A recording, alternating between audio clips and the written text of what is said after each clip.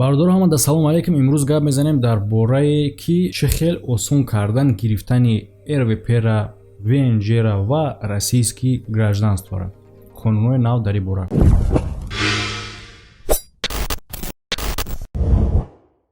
Пешаи барномаро давом дам. Бародаро касе ки ба Россия не ба Америка рафтани номрое ки дар рӯи экран мебинед компания ҳасте ки ба шумо ёрдам мета барои тахт кардани документотон барои гирифтани виза. Бе ташвиш бошем бародаро, дар инҷа ягон фанд фреб, ягон машин чизва, ягон чи несте. Бародаро тоҷикои худмонанд. Ва бародаро чано гуфта намонам ки консултатсияш платния 500 рубл. И аввали хеле набуда ҳозир чӣ ба кардан барои оне ки бародаро шумо медонед ки як компания калонай чандин одамо дар ё занг мезананд. Бисёри бародаро мо ҳастанд ки занг мезананд 1 соат вақти оператора мегиранд, баъдан мега хая кама я фикр мекунам. А фикр намекунанд ки бародаро вақтшона талаф кардан. Ва дар ҳамин вақте ки ту сета занит кардасти, я одами дига метавонист ки занг бизана корша буд кунад. Касе ки Америка рафтани виза дар коршай, марҳамат номро дар рӯи экран. Ва ончунин бародаро ссилкае ки дар комментария видео закрепит кардаги и барои одамое ҳастанд ки варзиша хуб мефаҳманд. Ва шумо метавонед ки дар бурди ҷангваро ё ин ки ягон намуд дастаи дӯстдоштаи худтон сум кор кунед. Ссилка дар комментария закрепит кардаги.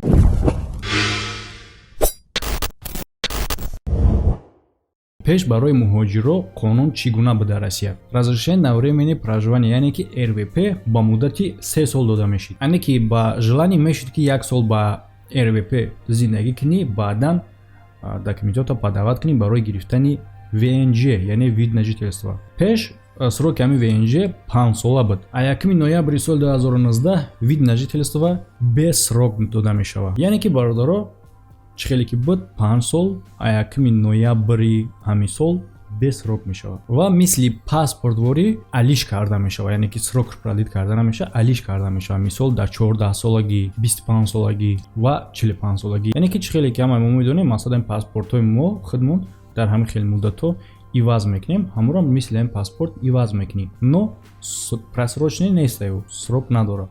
Мисли пешина ки мисол 5 сол ту мегашти, баъди 5 сол ба хоҳиши худат агар мехости метавонисти ки ура бо продлит кунӣ. Аз савол ба миён меяд ки вид на жительствое ки пеши ҳамин қонун гирифтагӣ буданд, о чӣ кор мекунанд?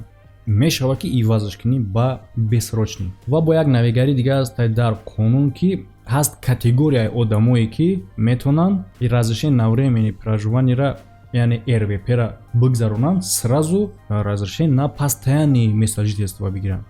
Яъне ки ВНЖ. Аввал чӣ хеле ки мо медонем, аввал РВП мегирифтӣ, баъд ВНЖ. Ҳозир ҳаст категорияи одамо ҷудо кардагиянд ки метавонанд сразу ВНЖ бигиранд, яъне ки вид на жительство. Чӣ гуна одамо метавонанд бигиранд? Шаҳрвандое ки дар территорияи РСФСР таваллуд шудагиянд, ё ин ки одамое ки пешакӣ дар учёти шаҳрвандии Российской Федерации буданд.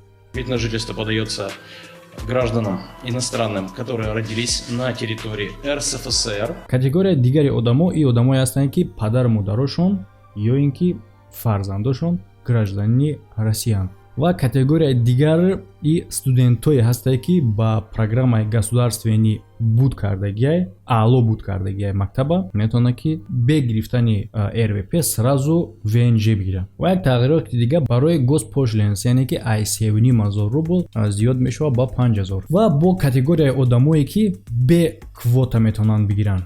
Барои давлатое ки албатта их монда кассация намекунад, не ки одамое ки давлатое ки визовый режим қатъи меёнанд Россия, уора барои рассмотрени ҳамин документошон барои гирифтани РВП 4 моҳ вақт дар корад ба ҷои 6 моҳе ки аввал буд. Дигар давлатое ки без визовый режима, яъне ки мисли давлатҳои худмонворӣ, мисли пешина 2 моҳ рассмотрени меравад. Гап мезанем дар бораи одамое ки ба балоғат расидагӣ набошанд чӣ кор мекунанд. Ӯ ҳам метавона РВП бигирад, яъне ки баробари падару модараш. Ва ин хеле нюанс мешавад. Мисол мегирем падару модар РВП доранд, фарзанди ноболиғшон надорад. Чӣ кор мекунанд? Ждат кардан дар кор нест, квотара ай сарака уда РВП кунад. Не, ӯ метавонад сразу бирава подават кунад документоша барои гирифтани РВП дар асосе ки падару модараш аллакай доранд. Не ки дар инҷа як нюансша ногуфта намона ки РВП ки кӯдаки ноболиғ мегира ба сроки РВП гирифтагии падару модараш ҳисоб мекунанд. Мисол РВП 3 сол срок дорад, падару модараш аллакай РВП гирифтагишон 2 солаш гузаштагиай. Соответственно фарзанди ӯ ҳам РВП мегира ба муддати 1 сол. Яъне ки баробаре ки сроки РВП падару модараш буд мешавад, сроки РВП гудакам буд мешавад. Гап мезанем дар бораи ки дар кадом ҳолат аннулировать мекунанд РВП-ра. Мисол аввал ки агар шумо 6 моҳ дар территорияи Россия қарор намедоштен, метавонистанд РВП-тона аннулировать кунанд. Мисол 6 моҳ ту мераи Тоҷикистонда мегарди, намеои умуман Россия, метавонанд РВП-та аннулировать кунанд. И аввал буд. Аҳози чӣ хел штегиай? 6 моҳ метавони берун ай Россия бошӣ, РВП-та аннулировать накунанд. Но дар ҷа нюансае ки суммарно ҳами 6 моҳ. Суммарно 6 моҳ дар муддати 1 сол. Мисол рафти 2 моҳ истоди, як бор гашти омадӣ. Ди моҳа рафти 2 моҳ истоди, бо гашти омадӣ. Бо ай байн чанд ка гузашт, рафти 2 моҳ истоди, гашти омадӣ. Ту ҳисоб накӣ ман 2 моҳ истодум, ман хел 2 моҳ чанд бор метавонам истода. Не, уже 6 моҳ шид, тамом, ту дигар дальше наметавонӣ рафта. Бо соли дигар аждад мекунӣ. Полгода суммарно за весь год. Ва ҳаст бо имконияти аннулировать кардани РВП ба хоҳиши худат.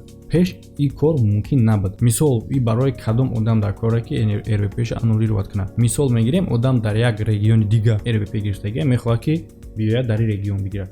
Ба хоҳиши худаш метавонад ки уша аннулировать кунад, биёяд айҷа бигирад. Так барои одамое ки РВП дорану мехоҳанд ки вид на жительство подават кунанд. Чӣ хеле пешина буд? 6 моҳ 6 моҳ пасаш метавонисти ки уже документота подават кунӣ барои гирифтани ВНЖ, яъне ки вид на жительство.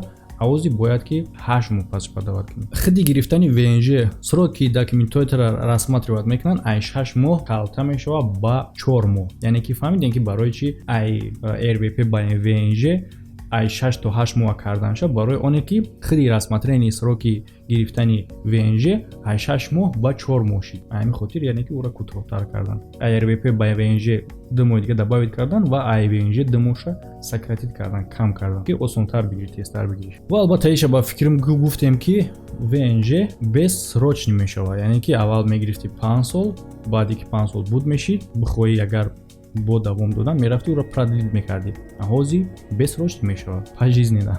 Ва ишам фаромӯш накунем ки одаме ки умуман надора РВП метавонад сразу подават кунад документашо барои ВНЖ, вид на жительство. Одаме ки шаҳрванде ки дар территорияи РСФСР таваллуд шудагӣ. А тағйирот дар бораи одамое ки падару модарашон ё ки кӯдакҳошон российский гражданство дод, ай пешина то ҳозирра чӣ фарқият дорад? Ҳозир бисёр одамон мегӯянд ки аввал ҳам хеле буд падару модар ё ки гудакат агар российский гражданство дошта бошад, ту метавонисти ки бигири российский гражданство. Но дар ин ҷо як нуанс ки аввал ин хеле буд ки агар падару модарат российский гражданство дошта бошаву пенсионер боша, яъне ки кор карда наметавониста боша, ҳеҷ нигоҳбин карда наметавониста боши, агар баъд ту метавонисти писараш мисол подават кунӣ документота, аввал бигири РВП, баъд ВНЖ.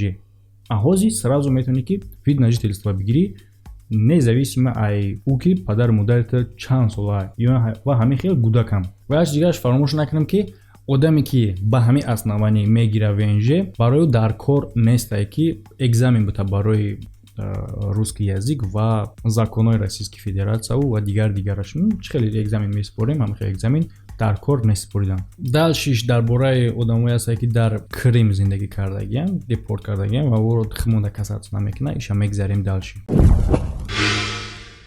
Ва баъдан як чиз дигарро осон кардагиянд барои одамое ки маълумоти олӣ доранд ба ҳамон ихтисоси худшон меоянд дар территорияи Российской Федерация 6 моҳ кор мекунанд, баъди 6 моҳ метавонанд барои подават кунанд ба рои гирифтани ВНЖ. Ман фикр мекунам ин хеле беҳтарин кор шудагӣ. Ва дар бораи студентҳо ба фикрам гап задем, одамое ки российский вуза очни тамом мекунанд, дипломи сирхатӣ метавонанд барои спокойно ВНЖ подават кунанд, қабул кунанд, бигиранд. Ва як ҳолати дигар ки одамоеро ки отказ кардагиянд барои қабул кардани российский гражданство метавонанд ки спокойно вид на жительство худшона восстановить кунанд. Ҳозир мисол чӣ хел одаморо отказ кардагия?